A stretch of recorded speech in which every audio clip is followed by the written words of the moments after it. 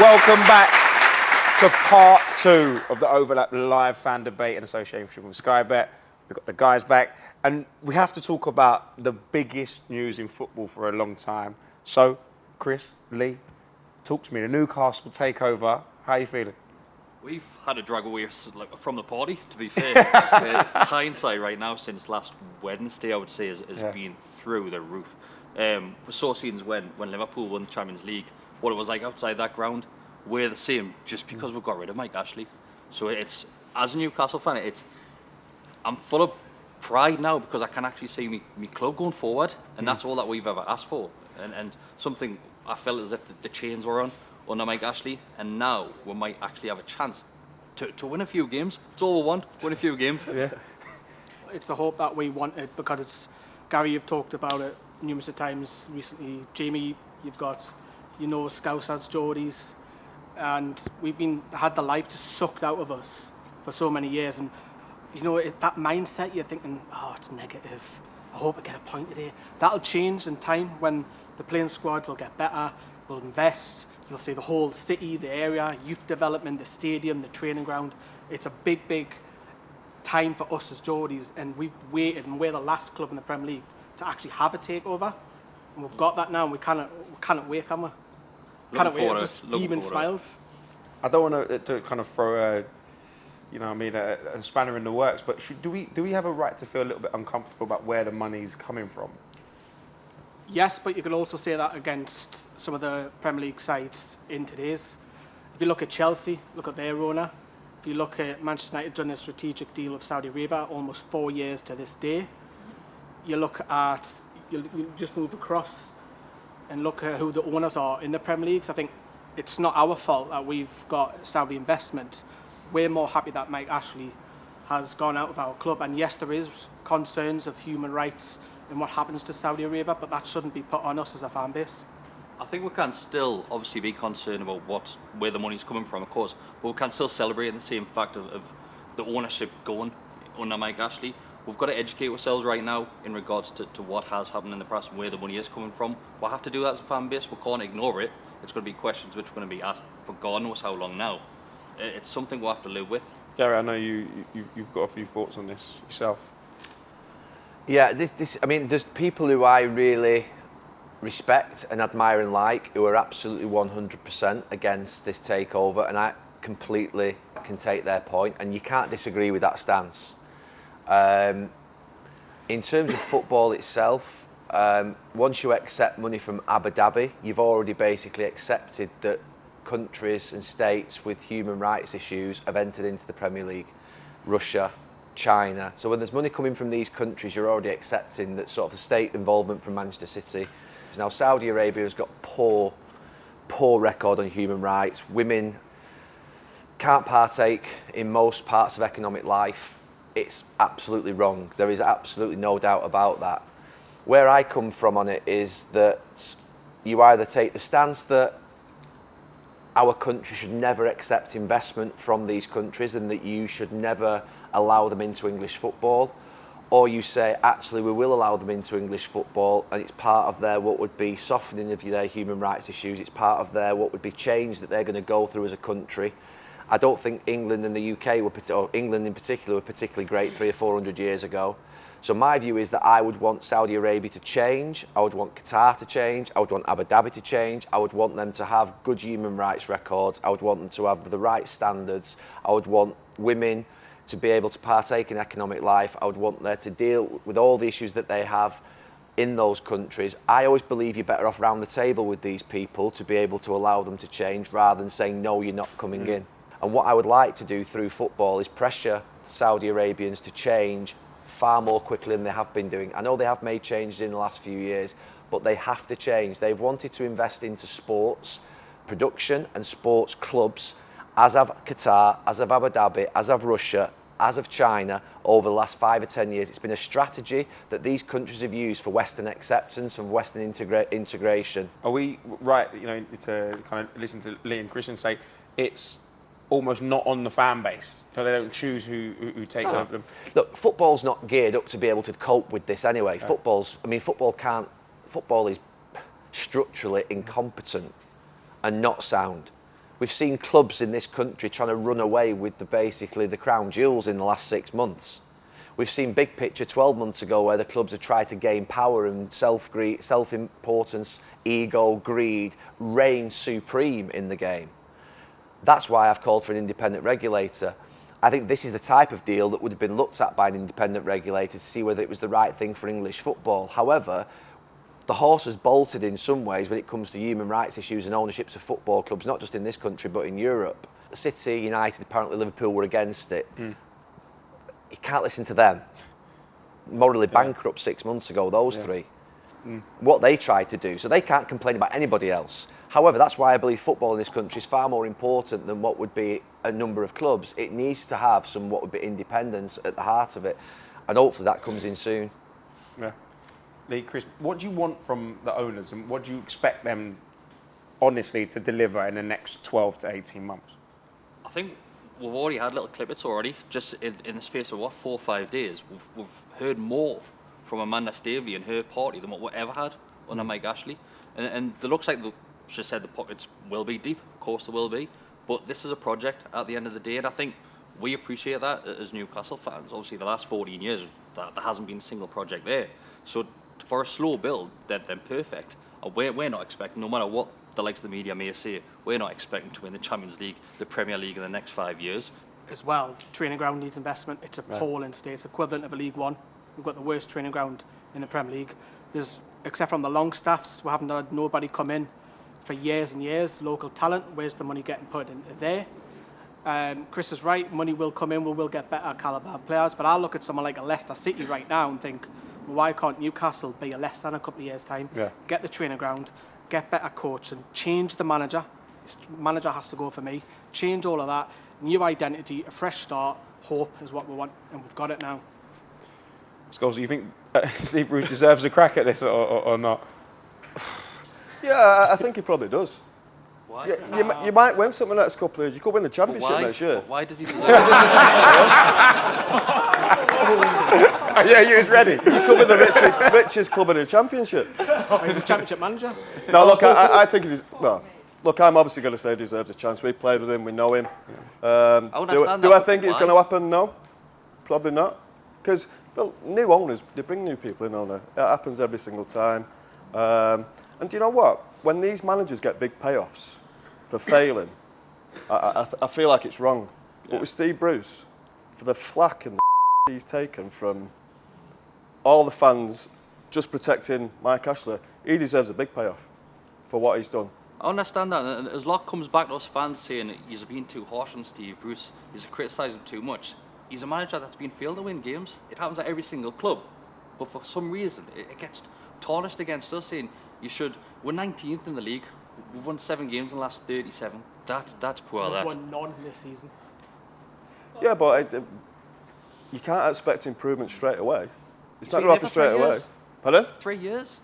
3 years. I know. Newcastle, for where they're at, staying in the league is probably success. Is that where from the amount of investment you've had? Is that where we should be, though? No, it's not where you should be, and it's not hopefully where you're going to be in years to come.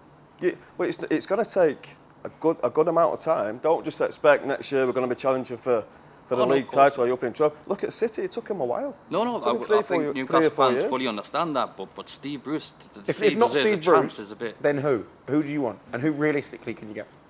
If I had a magic wand, I would have, in long term, I'd probably go for someone like a Mancini, but for short term, someone like a Brendan Rodgers or an Eddie Howe to gradually play better, expansive football, climb the table, because that is expected with the money coming in. Would you leave Leicester now for Definitely not. For a Newcastle side that's in transition? Money talks, doesn't it? We've got plenty of it. I think that's a problem we have now. That's a problem that we've got now, is the managerial situation. Is, of course, everyone's looking at the world-class managers, who's going to come in. But we're 19th in the Premier League, we've got to remember that. So who's going to come in right now? My choice would probably be Graham Potter at Brighton. I would look at that and look at what he's done and the football that they're playing. We've got to remember that the playing squad right now isn't great, and that's not going to change overnight. And you'd be lucky if it changes much in January. Yeah. So you need a manager that's going to be that in-between stage. Carragher, who'd you bring in? Who would I bring? I mean, the people you're mentioning, they're actually in jobs now, so that would be a slight problem. And I think the problem for Newcastle is that at the next batch of players or the next manager, people don't want to be this first batch, they want to be the second batch. Because what you've got an idea of, we bring Brendan Rodgers, we'll get us to 5th or 6th, Eddie Howe, whoever it may be, and then we'll get Mancini. It's the same with players. You're not going to get the best players right now, so you have to be realistic. So whoever you're thinking of signing as a manager or a player, no, you're almost getting brought into a certain job, and then we're going to try and move you on and get better till we get to a certain point. Maybe Jesse Lingard would be a good sign. He's not playing here, but would you leave Man United to go to a team who were 19th? If you're Declan Rice, would you, England's central midfield player, would you go and play for Newcastle and think it's going to be 2 or 3 years before we get where we're going to get to? So I don't think it's as easy as it sounds. A great position that you find yourselves in. But Gary's spoken about off the field. I'm really pleased that not Newcastle have got money and you deserve this, because they can talk about every club, you know, Notts Forest, Sheffield Wednesday, all these big, huge clubs in English football. But I'm just glad there's going to be someone else who joined in the party in terms of maybe challenging for the Champions League position, trophies as well, because I think the sad thing about the way the game's gone is that teams who I class Newcastle as, I wouldn't class Newcastle as the elite or the sort of teams who've been there historically, like Manchester United, Liverpool, Arsenal, if you go back 40, 50 years. But teams like Everton, Aston Villa, Newcastle, West Ham, those teams who are probably have ambitions to sort of get there, who have won big trophies in the past. Tottenham are probably another one in some ways, in that these big clubs have gone like 25, 30 years without winning a trophy. I don't like that. And I don't think it's right for English football that these giants of football clubs go on this long. So if Newcastle can get involved and there's more teams involved who have a chance of winning a trophy that we saw, maybe if you go back to the 70s, where it was almost like a different team winning the league every year, or the FA Cup in the 80s, different teams. I want a little bit of that back in football, I must say that. But I think if Newcastle win a league in the next 10 years, I think you've done a great job. Is this takeover, I know they've got huge money, is this an Abu Dhabi at City, Abramovich at Chelsea, or is this the Leicester owners, the Everton owners that are going to get them sort of up to a level that's like 6th to 8th, or is this a proper job? Like, you know, the City owners come in, the Chelsea owner comes in, Abramovich, and it's a proper job. Is this? I don't know what the investment actual proposal or I don't know what the proposition is. Is it like $1 billion over 5 years? Is it 2 billion? Is it 300 million? What have they committed to? I don't know what they've committed to yet. I don't know what. Amanda Staveley said it's a long-term thing. But what is it? Is it like is it a Chelsea, a City, or is it an Everton and a Leicester? The only good thing that Mike Ashley's done at the club is allowed us to go and spend. So we have up to 190 million to possibly spend. However, Amanda has said that she wants to look at the youth. She wants to have the women's investment. I'd love to see have a WSL team, a bit like Man United have done. That's the long-term goal. Yeah, I think it sounds more like a City thing. Gary, I think we know as much as you. It's all new for us as well. When Abu Dhabi came in, they stated straight away, Abramovich, you knew straight away. I'm not quite sure that we know. The money they've got is off the scale. I know they have. I know, but so's the Arsenal owner. Coming. I know, but this is like completely off. Like that owner has got more money than the other 19 put together. But nobody said what they're going to spend. No, but what I'm saying to you is when Abu Dhabi came in, it was a commitment. They probably just sponsored themselves like you do.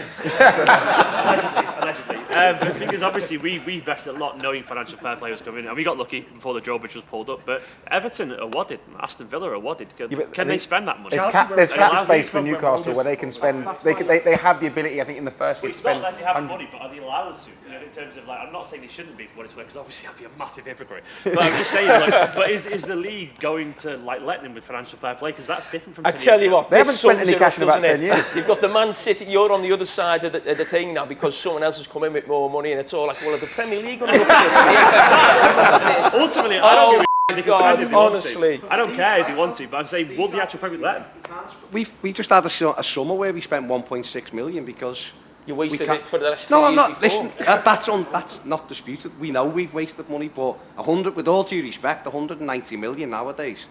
Arsenal just spent about 130 million in this window, as you said before. Villa have spent 300 million over the last couple of years to be mid-table. So it's a long-term thing. We've got access to 15 billion, apparently, which would make Everton the 3rd richest. We can't use it because the league doesn't allow us to use it. It's something I asked you about last time, Gary, about the changes and stuff. You obviously can't open the door and go spend whatever, because then that's going to move away from what you're saying, where you want teams winning every year. But I think the sad thing is what you're saying is right. It almost feels now that the scenes outside Newcastle's ground, it almost feels that's the only opportunity for teams outside what we would call the teams, the elite or the Champions League clubs, to have a chance of winning something where you need someone to come in with like this 20, 30, 40, 300 billion.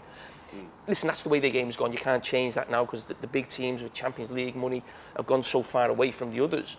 But that, unfortunately, is it. And you said before about, is it Leicester money, is it Everton money? Everton have got massive amount of money, but it's still nothing compared to City, it's still nothing compared to Newcastle. Is that a big problem for sort of you? Everton. No, and of course, I think it's a problem for everybody. I think if the drawbridge has been pulled up, but if people relax the finances, with Everton's wealth, Everton go to third, apparently, if you're talking about people's wealth, Everton become the third richest club in the Premier League. Well, that's sound, but we're still miles behind City and Newcastle. It means Liverpool have got an issue. If the doors are open, Liverpool become an issue, Arsenal, Tottenham. It's an issue for everybody. Are the Premier League going to go, just let people spend whatever? Are the 6 clubs who tried to get off the other week, and it's being pushed If you were in the top 6, you would have tried to get off. Well, maybe not, I don't know. Our owner said, you can believe owners, can't you? Yours came out and said, I'm really sorry. Well, you part of the Big Five, weren't you? In the Premier League. The which? The Big Five and the Premier League formed. You were part of that, Everton. Of course they were. I'm not denying any of this, Jamie. What I'm saying to you is, it's a problem for everybody, but there's no way the 6 with the power are going to turn around and go, yeah, we'll let Newcastle in as well, we'll let Everton in as well, because inevitably some of them will be pushed out the door. There's a real problem. I don't know how you get around it. We've gone from a transfer window where we were begging for 2 loan signings, begging for it. We're going in January transfer window. We were thinking just last week, we have to keep a hold of St. Maximin. If we lose him, we're done. We can build around him. Yeah, fair play. We're gonna stick with you, Barry. Last time we were here, you two were giving him a bit of stick about the Rafa appointment. Have you got egg on your face? Are you happy with what's going on down there? Yeah, I'm relatively happy. Well, no, I am happy. Of course, I'm happy. Been a good start. We've done. I've seen a lot of people talking to us on our channel are saying, well, we've done what we should have done, but that ain't been Everton's way. Yeah. Beating teams like Norwich and Southampton and these kind of teams, we've struggled. So I think what the manager's been able to do is get the best out of people. Don't forget, we played half of our games without arguably our best 2 players in Richarlison and Calvert-Lewin. I'm still looking forward to November when Jamie's got his popcorn out. Will Rafa be the manager then? Do you think he might go back to Newcastle? Not a chance. Why not? Well, why would he? Because you've only got 1.5 billion to spend. They've got 300 million or billion. Well, they haven't. They've got 180, and then the taxman comes. Do you think he'd want to go right now? No, you know him. You know him better than That's I why do. I'm asking you. Well, there you go. Listen. He's trying to tell us something. He come to Everton against. I think he'd love to go back to Newcastle if he had a chance. He can't do that. I'll say he will, but I bet you he'd love to. Not a chance. Would you want him back? Of course we would take Rafa back. Would you? Of course we I would. think the majority of the fan base would take Rafa. There is a small pocket think it's done, it's history. But there's still the majority thinking, yeah, we'll take Rafa back. He'd be ideal about, wouldn't he? Yeah. Are you two are you looking at it going, okay, we got it wrong now, you thought it wouldn't work? No, I thought the football would work. Yeah. I think we said the football would work. The fans wouldn't take to I just thought, I think it will eventually come to a point whereby I think Rafa will, what he's just said about Rafa, he knows him better than I do, is my view of him, that he will try and use it as a stepping stone to go and do something different. I can't believe he's going to leave, though, after like 3 months. I don't think has he got the name? Be funny, though, wouldn't it? Listen, to me, it isn't even a possibility. It's not even a small percent, because he come here against a lot of flack. But you were like that with Ancelotti, and as soon as he got that chance to Madrid, he was gone, wasn't he? That's Real Madrid. I know. With all due respect, mate, it's at the moment, and Newcastle, listen, could be Man City in 6-7 years. Right now, they'll do well to stay up. Right now, won't they? I just don't think him going. I think if it was the summer and it was Everton or Newcastle, he'd have gone to Newcastle. Of course he would, because he knows it and he's got the back. And now, I think he's firmly planted where he is, back home. But I don't think there's many managers outside the top 3 or 4 who are firmly planted. I think Rafa is. No. How'd you fall for that every time? I'm not honest to God. It was like that with Ancelotti, now with Rafa. He's only been there 6 weeks. You know, you have to give him credit for the rejuvenation of Gray, Townsend. You've got to be happy with what he's done so far in, 7 games? Yeah, Rafa Benitez will was desperate to get back involved in the Premier League after he'd left Newcastle, because he sees us talking about, or every supporter, Guardiola, Tuchel, Jurgen Klopp, Pochettino a few years ago, who we all saw as some of the top managers in Europe. Rafa Benitez, his ego and what he's won in the past, he thinks he's as good as them. Yeah. And he wants that chance to prove it. And I think, I mean, you mentioned about the Derby game in November, and we were joking a few weeks ago about you know, if Liverpool went 2 or 3-0 up, the Liverpool fans chanting.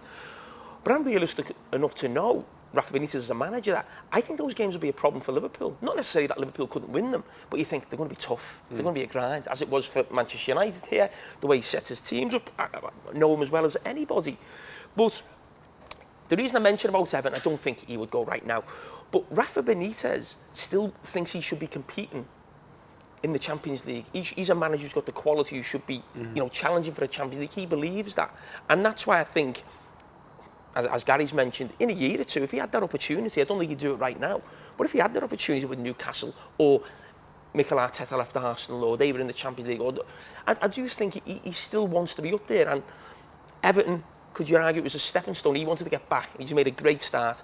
And Everton were never going to get a better manager than Rafa Benitez, because his record is as good as any manager in the Premier League. And, you know, I think he'll do a brilliant job at Everton, but he will still want another crack at a club where he thinks he could really win things. Yeah. I agree, but what I'm saying is, if those rules are relaxed enough for Newcastle to use their spending power, then Everton will use their spending power. And Everton are starting from a much higher base than Newcastle. Can Newcastle outspend Everton 3 times within the rules to get where Everton are now? And that's all Rafa's wanted for years as well, is actually to have a club back him properly. Exactly. Think about Liverpool, you know, he got undercut so badly by Hicks and Gillette there. You know, he ended up at Real Madrid and it didn't work out for him or whatever, but, you know, Napoli didn't quite have the financial power. He certainly didn't have it at Newcastle when he was there. He wants a fan base that's going to love him, and he wants to be able to build the team that he wants to build. Do you think at the end of Rafa Benitez's time at Everton, he will still be in the good books with both sets of supporters?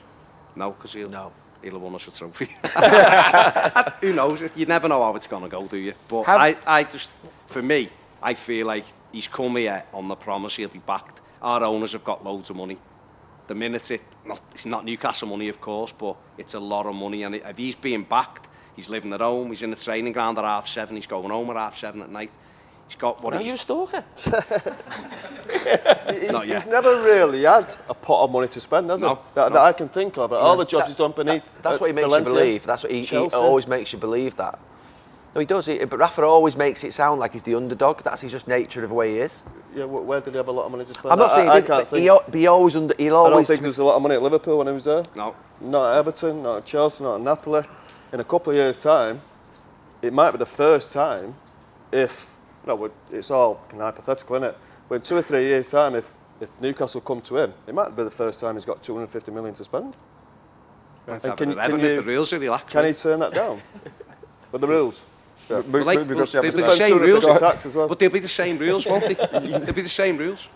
Yeah, but still, they'll be able to afford the tax. Well, it's absolutely crazy that you're saying you might be able to afford that. It's something which we've never heard. It's absolutely crazy. You've got to get used to it. Yeah.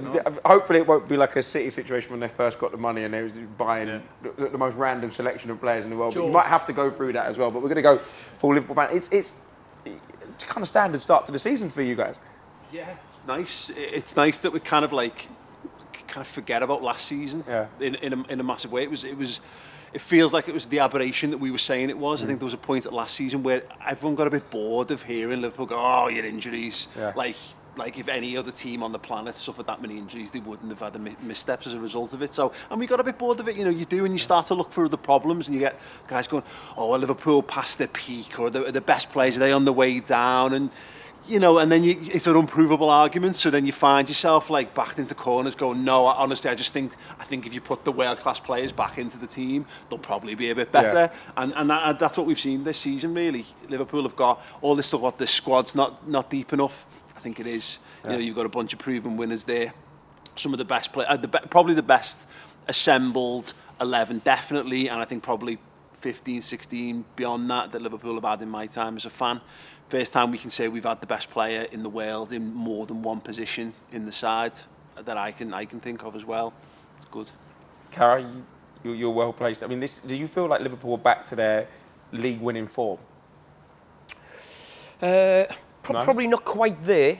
I agree with what he said in terms of when people talk about Liverpool's squad, this squad is actually better than the team that won the league. When you actually go through the actual squad and the numbers of the team that won the league, there wasn't as sort of the strength that they have now. Now, there's no doubt Liverpool don't have the strength of United, City or Chelsea. They just don't, because their squads are just unbelievable. They really are.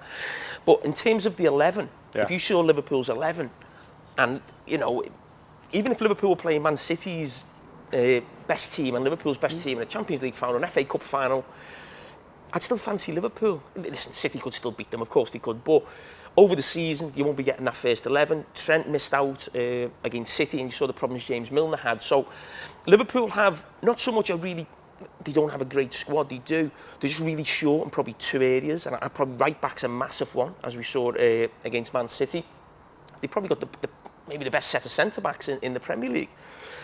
The front players, you've got Jota to add to Firmino, always looks like that's almost like a fight for a position now, Jota. I just think that an attacker short to go and win the league, and an attacker who, with Salah and maybe Mane missing in January with the African nation, just someone better than Origi or Minamino from the bench that these other teams have got. But I think Liverpool will be there or thereabouts. They have got a brilliant team. They really have, and some of the performances they put in already this season, I think, have shown that they're not far away from where they've been in the past. Would anyone disagree with the fact that Mo Salah is probably one of the best player in the world right now on form?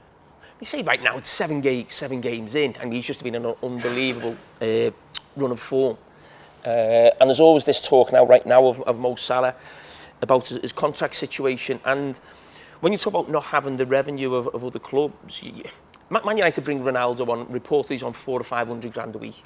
Why shouldn't he be one of the greatest players in the world? But Mo Salah should look at that and think, well, why aren't I? Yeah. Why aren't I on Kevin De Bruyne? I did hear a rumour that he did ask for that. Well, why shouldn't he? Yeah. He should be getting it now. Liverpool have had one of the highest wage bills. I think they were second highest wage bill last season. But I think that's in terms of all the players are on really good money without someone being on maybe what Pogba's on or De Bruyne's on or Ronaldo's on. But I think with someone like Mo Salah, you have to make an exception, or he has to be paid what he's worth. Liverpool have done brilliantly in buying Salah, Mane, all these players for not massive fees and made them sort of world-class players. But once they become world-class, you've got to get world-class wages. So this thing with Mo Salah, Liverpool cannot afford to let him go because the chances of getting another Mo Salah are very difficult. And I think sometimes when people say, is Mo Salah underrated? I don't think he's underrated, but I think what gets forgotten is we always associate Liverpool winning the league with Van Dijk and Alisson coming in. So they sold Coutinho and they bought them two and they won the league. But they were all signed in different windows. So Salah signed in the pre-season, Van Dijk coming in January, and Alisson was the next summer. So those three players signed over the season and they won the league the next season. Since Salah's come in, Liverpool have got to Champions League final first season, won the Champions League, won the league, had last season, which was a mad season, you just mentioned, and now they're sort of here where they are now. So he's had an unbelievable effect. And I think he will sign eventually, but he deserves to be getting paid what the other top players in this league are getting. Paul, how worried are you right now about this contract situation? Because he is such a key part of that team. No, not really, if I'm honest. I think you've got to look at Mo Salah, and I think, because everyone's saying Newcastle's owners would be desperate to have Mo Salah, and there's not many owners who wouldn't. But of course, someone of the stature of Mo Salah, and I think obviously in that part of the world, he's held up in higher regard as well. But Salah wants to be the best player on the planet. And you know, and that's, look at the way he treats himself, look at the way he takes care of himself, look at the way he conducts himself on and off the pitch.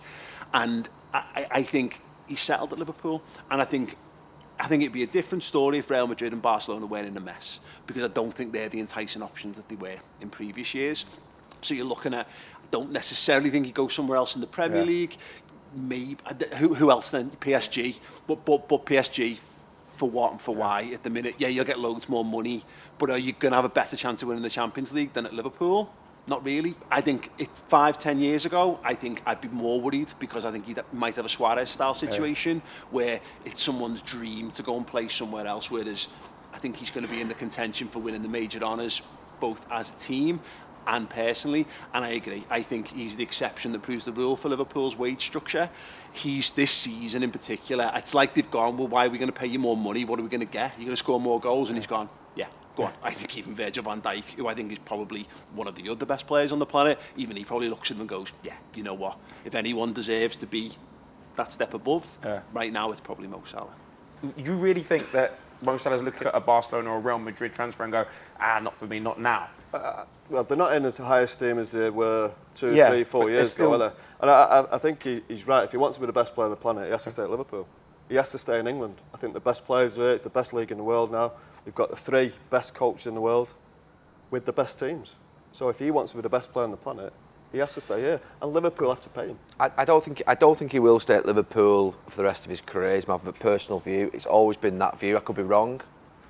The Premier League would be weaker if he left. I just think you look at someone like Cristiano Ronaldo, David Beckham, Kylian Mbappe. It's not all about the money.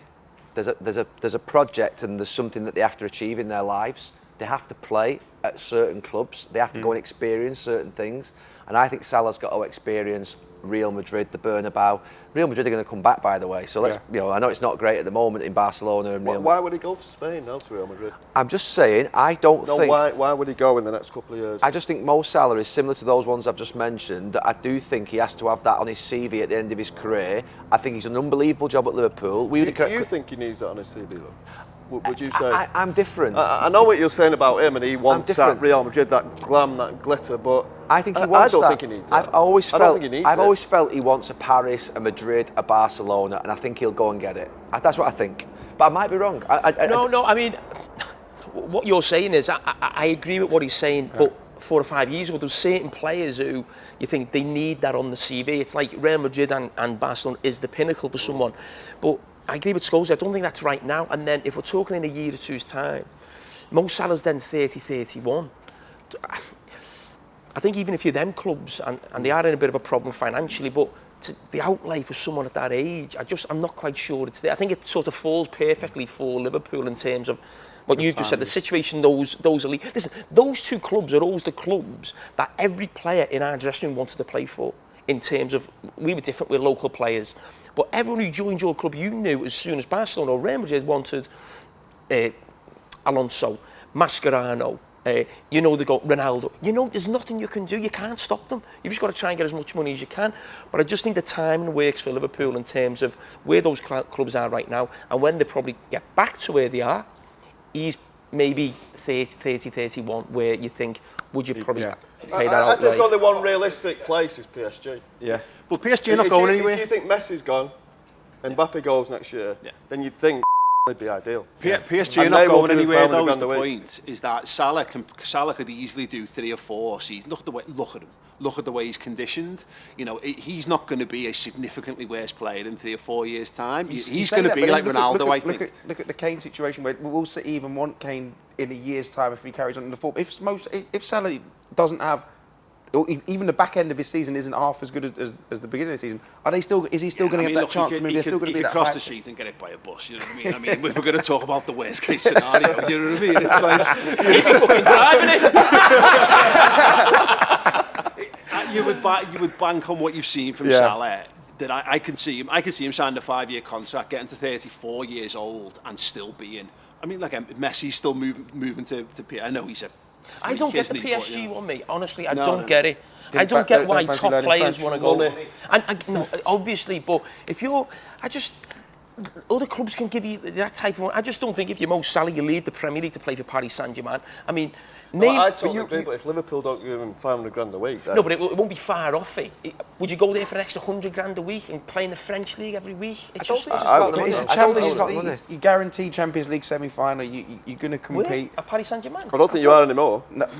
Watching them last week. I don't think it's about the money with Mo Salah. They've got no chance of winning the Champions League this year. You've got to give them the money, because you said it before, who are they getting? They're not getting Haaland. I don't think it's a financial play. Mbappe leaving Paris Saint-Germain is not a financial play. He wants to play. No, I totally. I think Real Madrid are one of the biggest, if not the biggest club in the worldwide. I'm talking about. But for Liverpool, I don't think you can get better than Mo Salah. He's come in every year, plays every game, scores almost every week, or he's a problem for every team. If you're Liverpool looking and going, it's not like you can look and say, well, we've got this lad who's 22, he'll get as many as Salah who's 30 now, and we're giving him big money. To keep Liverpool where they want to be, And I know what you're saying, Gary, and I totally understand it. But from a Liverpool perspective, and for Salah maybe, is there anywhere? Unless Real Madrid if really Mbappe leaves, Paris Saint-Germain are coming in for him big, and he's going. It's my view. Yeah. Just the only move for Salah is City. They'll be Newcastle. They've Sterling got did, didn't they? I'll tell you what, you need a centre forward, don't you? Eddie Grealish. You need a centre forward, you said, didn't you? Eddie Grealish. Right, we're gonna move over before an argument break. A fight breaks out between all the fans. Taking it away from the Premier League, I want to touch on the World Cup every 2-year idea from Arsene Wenger. And I know you spoke with him. I've heard a little rumour that you might not be as against it as Carragher is. The problem is with these things that at the moment football fans and pundits generally don't trust the football organisations. They think everything's about money. However, I have to say that you go to a World Cup, you go to European Championships, and they are great experiences ordinarily in your life. And then you have those summers in between where you don't have the World Cup and the Euros, and you end up playing 2 or 3 games to the probably middle of June. You end up still only getting 3 or 4 weeks rest, and then you're going over to Asia on a 3-week tour. So there's an element of, can they deliver a World Cup every 2 years? Can they deliver a European Championships every 2 years?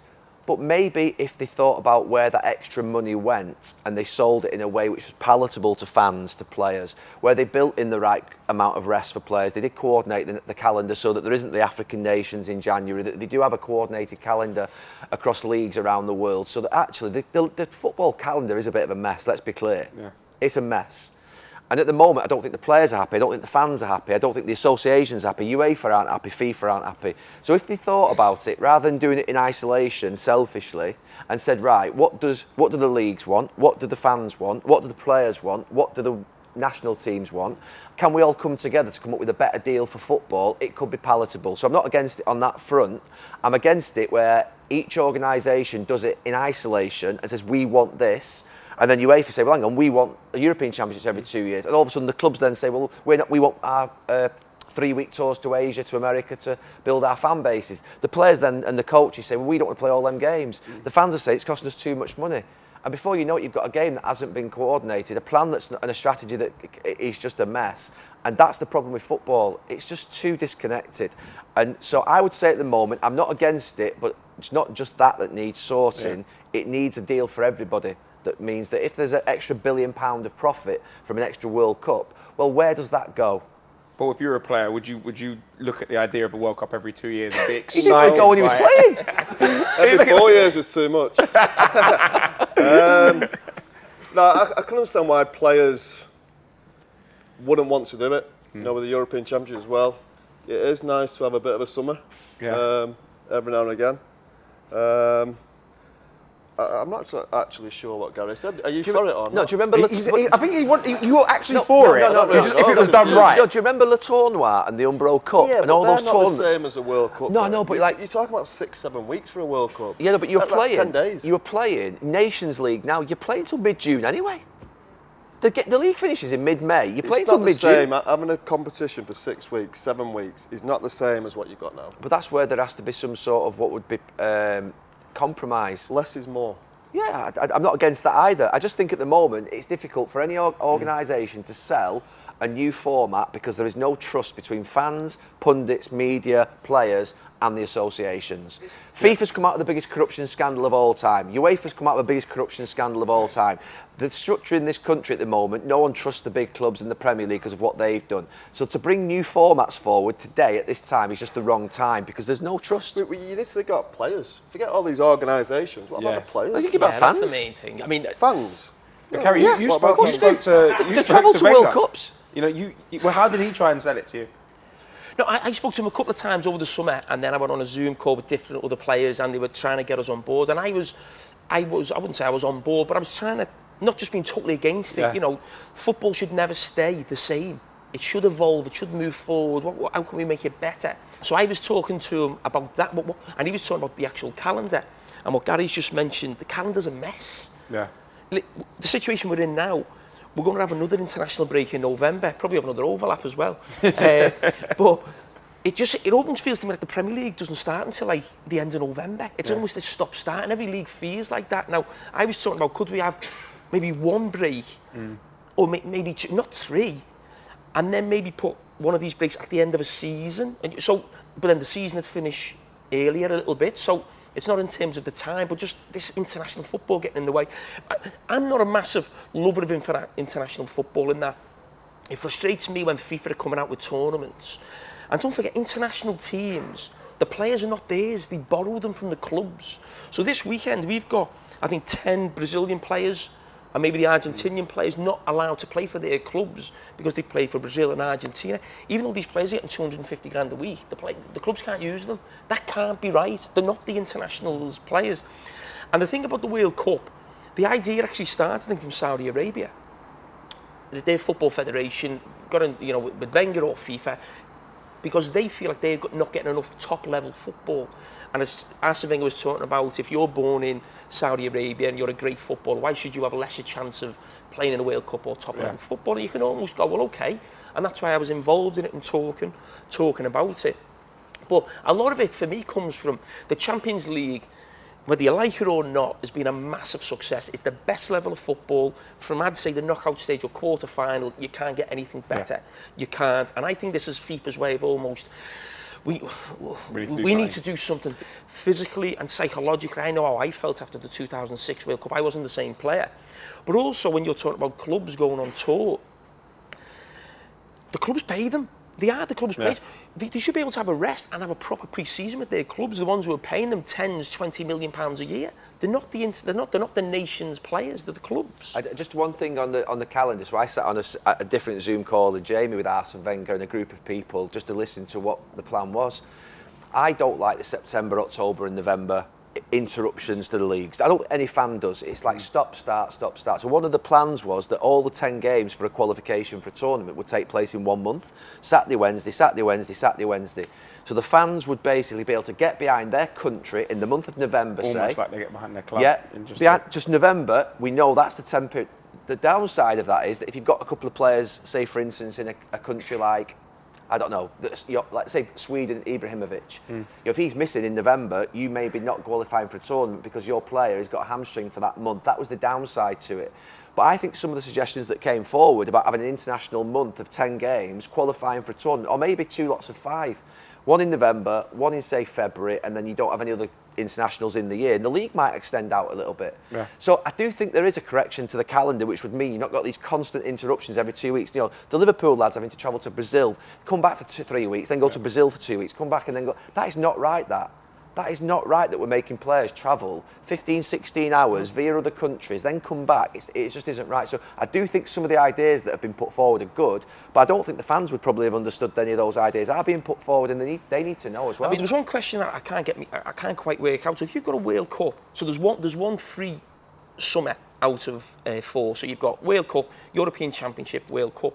I asked him, and he didn't come back with an answer. So when the World Cup finishes, and you've got to get to the Euros, how would you qualify for the Euros?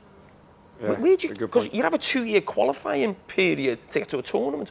So once the World Cup's finished here, and the next summer's the Euros, or the next summer, here's the World Cup, where do you get these qualifying games? And so my only thought process is that there must only be 4 or 5 qualifying games, which means then the World Cup's probably going to have 48, 50, 60 teams. Yeah.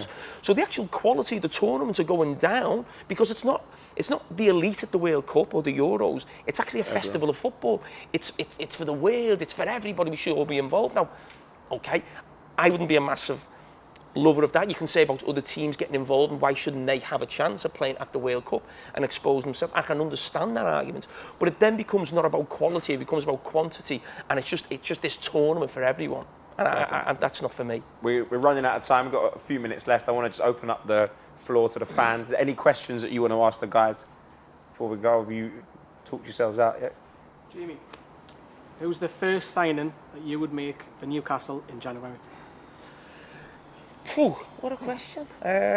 You were linked with Tarkowski, and I think it may not be sexy. He's come from Burnley.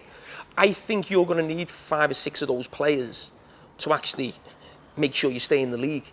I really do. Scholes, you mentioned before about winning the championship. But I think you're going to have to make those type of signs that aren't going to excite people early on, and you've got to be players who will get you to sort of mid-table. So I'd say a signing like that type of sign, that you can talk maybe Jesse Lingard. I'd probably say a Tarkowski or a Jesse Lingard. Who can you realistically buy? I think Jesse Lingard's quite exciting. I like Jesse Lingard. I think he's a good player. But what you've also got to remember is every other club in the country, and I'm thinking it from a Liverpool point of view, is thinking, who's Newcastle going to take off our hands? Oh, I'll get a few quid out of them. Yeah, and that's what everyone will be thinking. So Burnley will say 40, 50 million for the centre-back. Man United will probably say 30 or 40 million for Jesse Lingard, and you're going to have to pay it. Any other questions? My one was more to Paul, because I heard you guys talking earlier on about your potential title contenders, but you didn't really see Chelsea as title contenders. No. And what do you think that we're lacking in that case? I think you've got the manager to challenge. I'm just not sure. I'm not convinced. I'm not convinced there's enough goals in your team. Do you think that's more the goal scorer or the creativity in the squad? Bit of both. I think Lukaku, I think he will score goals, but is there enough people around him to score goals? I'm not sure Werner will. Of the evidence for Germany, it looks like he scores every game. For Chelsea, it looks like he misses a lot of chances. Mason Mount, again, I put him in that, not quite the Grealish category, but he needs to start scoring goals. I think he's a great player. I think he's football brilliant. He's got to start winning games, almost in the mould that Frank Lampard did. I see him as that type of player, but Frank, he produced all the time. He won games for his team. And Mason Mount has to start doing that. I also think defensively, I don't think you're great defensively. Really? I think Rudiger's been really good. Other than that, you've got Thiago Silva, who's 36, 37. Mm-hmm. He's not going to play every game. Christensen's a young player. I think in the middle of the pitch, you're all right. I think Jorginho and Kante, really good players. I'm not sure you'll score enough goals and defensively good enough. I'm pretty sure about Chelsea. I've watched them 3 times. I think they've played City, Liverpool, Arsenal and Tottenham in the first 7 games, the top of the league. And City beat them, didn't they? No, but I'm saying the top of the league, and they've played 4 of the top teams in the country. I know they did. I know they did. City are a top team. I don't hate Chelsea, I like Chelsea, but City went to Stamford Bridge and absolutely them. Sorry. I'm beating them. That was also the first game where we changed our system. I understand what you're talking about in terms of the attack. Creativity has been a huge problem for us this season, but defensively, we look solid. I think we've got 3 of the best centre-backs in the league right now, personally. Really? Yeah, Christensen, Rudiger, Well, Liverpool have got the best centre-backs. Yeah, Liverpool have an amazing City have got 2 great ones. I think United have got 2. Yes. Really good ones. City and Liverpool. I think Chelsea are probably the weakest out of the 4 in the back, and defensively. I'd have to agree to this. They're a good team. Do you know what? They've got the 2 sitting midfield who do that brilliantly. Jorginho and Kante. They protect them. Yeah, the midfield. And that's possibly why they won't score enough goals. I'm sure last season we had the most goal scorers in the Premier League in terms of the amount of players that have contributed with goals. So even if Romelu Lukaku isn't scoring, there usually is someone but how that many pops did they up. score though? We did not score enough. We had so much. Well, it's all right saying you've had 12 players who scored a goal, but if they scored 1 each, it's not enough, is it?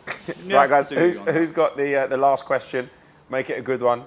So my big issue with the Newcastle takeover, and I've got an affinity with Newcastle because of, I understand from a fan's perspective that you just want something great to happen, and for Spurs it never really has, but for them it looks like something could. But there's a wider issue where we're going to have that domestic league and 8 or 9 teams within it that will be uncatchable because they have these super owners, oligarchs, oil barons, whatever it might be, and in order to compete you need one of them.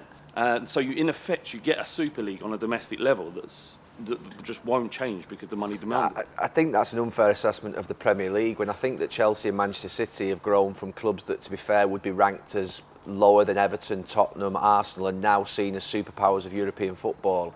Blackburn winning the league, Leicester coming in and winning the league. I think that, for me, look, I'm against FFP in its current form. I'm against it in the sense that I think owners should be able to inject money, but they should have to guarantee it through bond. Because I think Peter Lim does. They should have to guarantee it through We've got bond. the most money in League 2, we're 17th.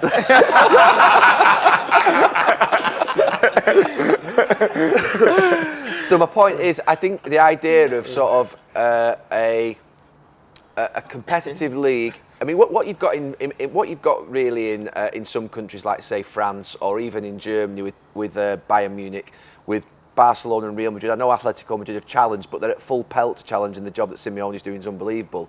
We are in a better place, I think, with respect of competition through the fact of international investment and ownership. However, what they do need is they need to know their boundaries. So for me, I think that if FFP was truly introduced, Manchester United would be so far in front of every other club it'd be untrue. Trust me, in terms of revenue. None of them would be able. So the idea that other clubs can, join Manchester United has got to be a healthy thing. Man United have spent more money than anyone the last 10 years. Yeah, I'm just saying Manchester United, Manchester United make a profit and spend £1 billion. Yeah, fair play. You know what I mean? Now, if you can't spend £1 billion if you're Chelsea or Manchester City and make lots of profit, you just can't. So the idea that Newcastle would never be able to get to a level that Manchester United are ever again, if FFP came in, I don't believe is right. That is all we got time for. A massive thank you to you guys, Harry, Jamie, Paul, and the fans, of course. And guess what? We'll see you next time.